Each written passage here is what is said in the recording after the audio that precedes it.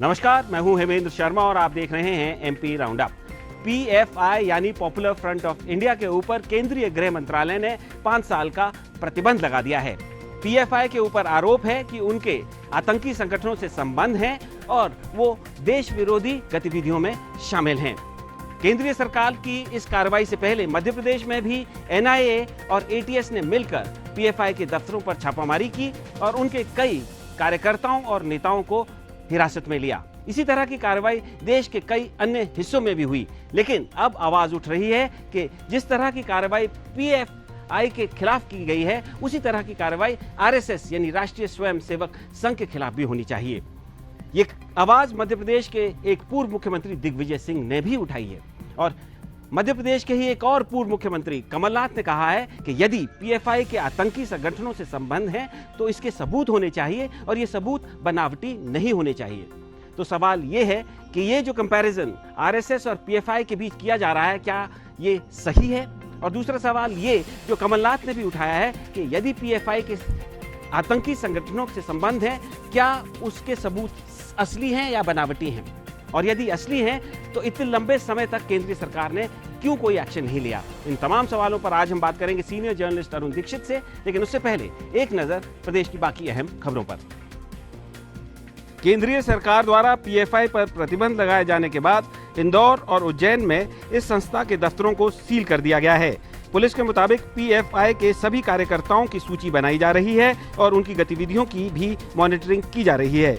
प्रदेश के गृह मंत्री नरोत्तम मिश्रा ने कहा है कि इस संस्था के स्लीपर सेल्स पर भी चिन्हित करके कार्रवाई की जाएगी। मध्य प्रदेश के पूर्व मुख्यमंत्री कमलनाथ ने कहा है कि जो भी संगठन देश के खिलाफ काम कर रहे हैं उनके खिलाफ कार्रवाई होनी चाहिए।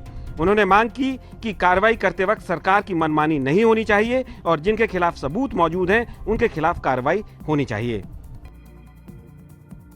भोपाल से बीजेपी की सांसद प्रज्ञा ठाकुर ने कांग्रेस पार्टी पर आरोप लगाया है कि वो आतंकवादी संगठनों को समर्थन करके उनका मनोबल बढ़ाने का काम करते हैं।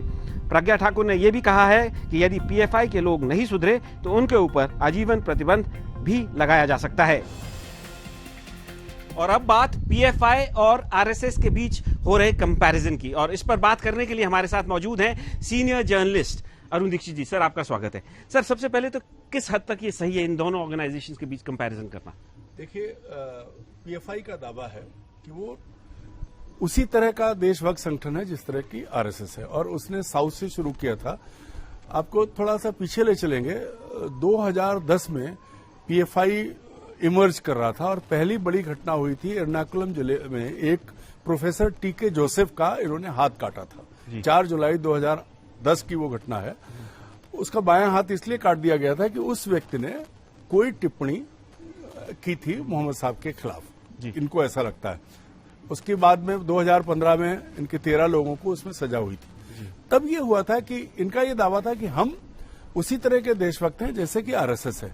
ये इन्होंने अपने आप को ऑर्गेनाइज किया और ये इनके पथ संचलन होते हैं तो उनकी फ्रीडम परेड होती थी। जिस तरह से ये ट्रेनिंग देते हैं आरएसएस वाले लाठी डंडा चलाने की, वैसे वो हथियारों की, कराटे और जो भी हथियार उपलब्ध थे उसकी वो करते थे। धीरे धीरे उन्होंने वहां पहले साउथ में मजबूत किया और साउथ के जितने वो संगठन थे जिनको टेरर से जोड़ा जाना था, टेरर फंडिंग से जोड़ा जाना था, वो पहले एक संगठन हुआ बहात्ते इस्लामी, उसके साथ आए और उसके बाद वो अमरेला संगठन था। उसके बाद फिर ये पीएफआई अचानक निकली और पीएफआई ने सबको टेक ओवर कर लिया। पीएफआई ने दावा किया कि वो सोशल ऑर्गेनाइजेशन है और वो ठीक उसी तरह के सारे काम करते हैं जैसा कि आरएसएस कर रही है। तो आप देखिए कि जैसे आनुषंगिक संगठन आरएसएस के हैं वैसे ही इन्होंने बनाए हैं।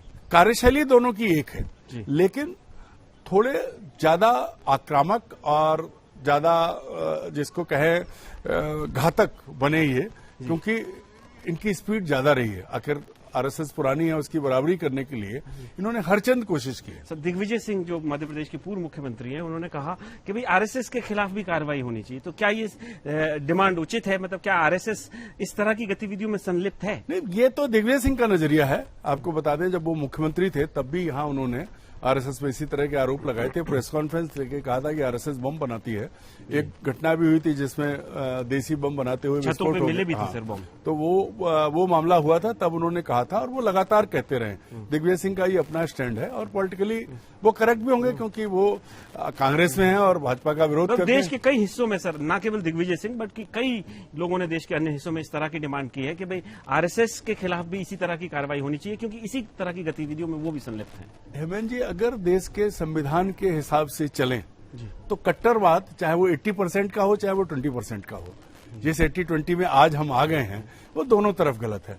तो अगर एक नजरिए से आप देखते हैं कि संविधान के हिसाब से हम धर्म निरपेक्ष हैं और एक धर्म को ऐसा करने की, एक धर्म के पालने वालों को एक इजाजत मिलती है, दूसरे को नहीं मिलती है, तो नैतिक रूप से ये ठीक नहीं है।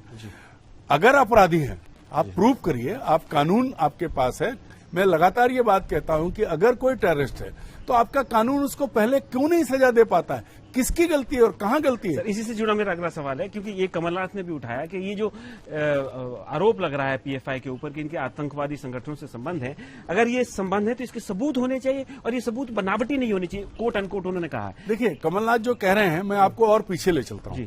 2011 और 2012 में केंद्र में कांग्रेस के नेतृत्व वाली यूपीए सरकार थी, तब पीएफआई साउथ से दिल्ली की तरफ आया था। दिल्ली में इन्होंने अपना 2012 में दफ्तर खोला था ओखला में और रामलीला मैदान में एक बड़ी रैली की थी। उस वक्त इंटेलिजेंस ब्यूरो के डायरेक्टर ने अपनी जो आईजी कॉन्फ्रेंस होती है देश भर के, जिसमें डीजीपी पहुंचते हैं, उसमें ये बात कही थी कि पीएफआई बहुत खतरनाक संगठन है, इसकी गतिविधियां जो हैं वो बहुत घातक हो सकती हैं और इस पर रोक लगाई जानी चाहिए। संयोग से वो स्टोरी मैंने की थी नवभारत टाइम्स में, तब पीएफआई के लोगों ने मुझे बहुत हॉन्ट किया था। आपको बहुत तंग किया भी दी थी। सैकड़ों कॉल आए और लगातार पीछा किया। ये बात तब की केंद्र सरकार को भी मालूम है। तो ये सिस्टम आरएसएस का नहीं है, यही अंतर है। और लगातार यही कह रहे थे कि ये बात कहां से आई, जबकि देश की सबसे बड़ी एजेंसी जो भारत की सरकार की आंख कान है, उसने ये मुद्दा उठाया। सर, अगर ये मतलब कितने साल हो गए इस बात को? लगभग ये 10 साल हुए। 10 साल हो गए। हाँ। तो लेकिन अगर 10 साल पहले अगर आईबी चीफ इस तरह का सवाल उठाते और कार्रवाई करने की बात करते तो इतना लंबे समय हो गया, क्यों कार्रवाई नहीं हुई? मैं यही कहने जा रहा था कि जब 2012 में ये सब हुआ, 2012 में पीएफआई दिल्ली पहुंची और 2014 में माननीय नरेंद्र मोदी जी देश के प्रधानमंत्री बने, वही सिस्टम था, वही लोग थे। तो आज 2022 में क्यों छापे पड़ रहे हैं? 2022 मतलब 2014 से 2022, 8 साल आप क्या कर रहे थे? वही पीएफआई है, उसके वही ऑर्गेनाइजेशन है, जो अपराध उसने 2010 में किया था तब भी वही दर्ज था, तब क्यों नहीं? ये सवाल तो प्रेजेंट गवर्नमेंट से पूछा जा सकता है, लेकिन एज ए जर्नलिस्ट मैं आपसे पूछ रहा हूं कि क्यों उन्होंने नहीं उठाया, इस सरकार ने क्यों नहीं उठाया? मुझे ये समझ नहीं आता है। मुझे ऐसा लगता है कि सरकार, मैं बहुत जिम्मेदारी के साथ ये कह रहा हूं कि जब सरकार 80-20 का खेल खेल रही है तो उसको ऐसी चीजें मुद्दे बनाने के लिए चाहिए, इसीलिए उसने समय रहते कोई कार्रवाई नहीं की। अगर जो आईबी डायरेक्टर की वो रिपोर्ट आज भी रिकॉर्ड में होगी, उस पर 2012 में कार्रवाई नहीं हुई, क्यों? मान लिया कांग्रेस सरकार है और तमाम दलों के नेता उनकी रैली में भी गए थे, लेकिन आप 2014 से अब तक क्या कर रहे हैं? क्यों नहीं आपने पीएफआई पर गौर किया? क्यों नहीं पीएफआई की गतिविधियों पर आपने बैन लगाया? क्यों नहीं इनकी निगरानी की? और अगर ये अपराध कर रहे थे, आपराधिक संगठन हैं, तो ये अब एक राज्य के चुनाव के वक्त ही आपको क्यों याद आया? 8 साल का समय क्यों लगा? ये सवाल तो उठता है। तो एक कंसेंसस तो है कि यदि किसी के भी आतंकवादी संगठनों से संबंध है, कोई देश विरोधी ताकतों के साथ मिल रहा है, तो उसके खिलाफ कार्रवाई होनी चाहिए, चाहे वो कोई भी हो। लेकिन एक सवाल ये भी है कि यदि इस तरह के सबूत पीएफआई के खिलाफ 10 या 15 सालों से थे, तो केंद्रीय सरकार क्यों एक्शन नहीं ले रही थी? क्यों किसी चुनाव का इंतजार कर रही थी? एमपी राउंड अप में आज सिर्फ इतना ही। कल फिर मुलाकात होगी, तब तक के लिए थैंक यू, गुड बाय।